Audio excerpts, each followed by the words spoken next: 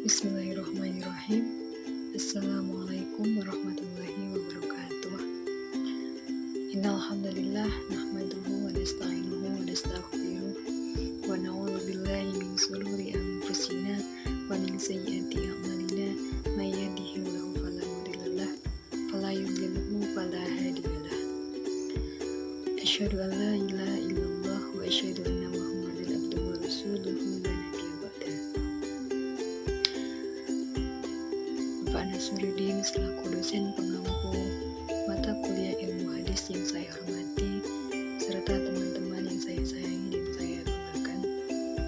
Yang pertama dan yang paling utama, marilah kita senantiasa mengucapkan rasa syukur kita kehadirat Allah Subhanahu wa Ta'ala yang telah senantiasa melimpahkan rahmat dan karunia-Nya kepada kita, sehingga kita masih diberi kesehatan dan kekuatan untuk tetap bertahan di segala keadaan. Tak lupa sholawat teriring salam semoga tercurah kepada pahlawan yang tak pernah makan bakwan, kepada seorang proklamator yang tak pernah naik motor, dan seorang politisi yang tak pernah memakai dasi. Ya, beliaulah baginda Nabi Muhammad SAW yang telah membawa kita dari zaman jahiliyah menuju zaman yang penuh berkah. Perkenalkan, di sini saya Tihu Naifah dari Prodi BAI 2019 kelas A Universitas Alma-Ata Yogyakarta, akan menyampaikan resensi buku hadis guna memenuhi tugas ujian akhir semester mata kuliah ilmu hadis. Langsung saja saya akan membacakan identitas buku yang akan saya resensi. Buku yang saya resensi berjudul Sejarah dan Pengantar Ilmu Hadis. Seperti ini bukunya. Buku ini dikarang oleh Profesor Dr. Tengku Muhammad Hasbi As-Siddiqi yang diterbitkan di Semarang oleh penerbit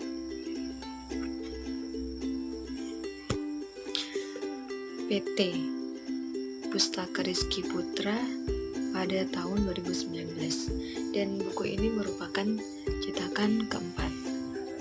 Tebal buku ini adalah 332 halaman. Baiklah, untuk menghemat waktu langsung saja saya akan menyampaikan isi dari buku ini. Buku ini terdiri dari 7 bab dan setiap bab memiliki bagian-bagian masing-masing. Bab pertama dari buku ini yaitu pendahuluan, membahas tentang takrif atau pengertian hadis, sunnah, khobar, atsar, dan hadis qudsi. Nah, di sini juga pengertiannya sangat bervariatif, ditinjau dari segi bahasa, segi istilah, dan pengertian menurut para ahli, seperti halnya hadis. Jadi hadis ini secara bahasa memiliki arti baru atau dekat. Nah, sedangkan menurut ahli, hadis merupakan segala yang disandarkan pada Nabi Muhammad. Di sini juga disebutkan macam-macam hadis, seperti hadis yang bersandar pada Nabi ini disebut marfu, hadis yang bersandar hadis yang sampai ke Nabi. Maksudnya hadis yang sampai ke Nabi ini disebut marfu. Hadis yang sampai ke sahabat saja ini disebut mauquf, dan sedangkan hadis yang hanya sampai di tingkatan tabi'in ini disebut muradif. Begitu juga dengan sunnah, khobar, atsar, dan hadis qudsi juga ada pengertiannya masing-masing. Nah, di bab 2 ini membahas tentang sejarah perkembangan dan pembukuan hadis. Apa aja yang dibahas di bab 2 ini? Yang dibahas meliputi proses pertumbuhan dan perkembangan ilmu hadis dari masa ke masa. Yang selanjutnya yaitu problematika mengenai hadis. Nah, problematika mengenai hadis ini sangat variatif, mulai dari lingkungannya pada saat dahulu serta individu dari ahli hadis itu sendiri. Dan itu juga dibahas dalam buku ini. Nah, yang selanjutnya yaitu di bab 2 membahas periode-periode perkembangan hadis.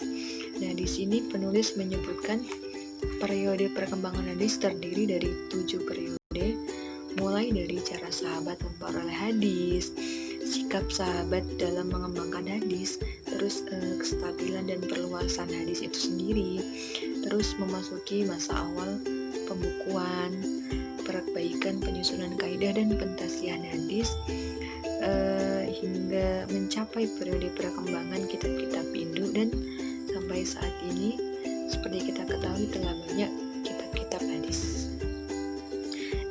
Lanjut di bab 3 tentang ilmu-ilmu hadis. Nah, ilmu-ilmu hadis ini membahas tentang ilmu riwayah dan diroyah.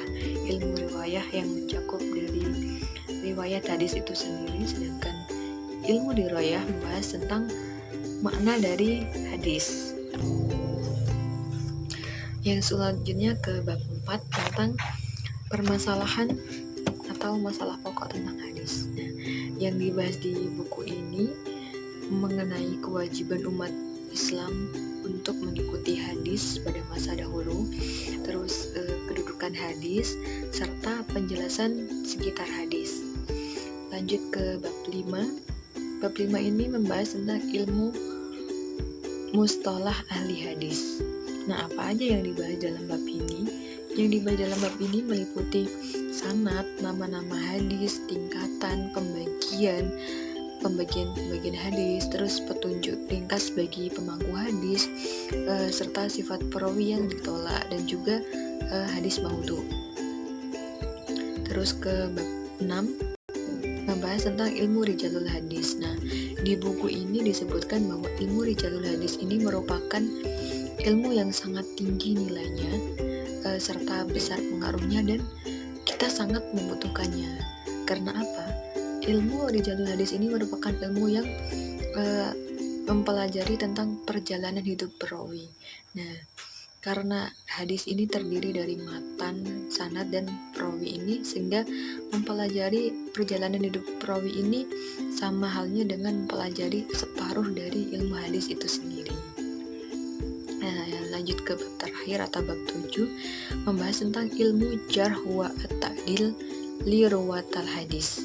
Di sini membahas tentang cacatnya perawi dan penyamarataannya.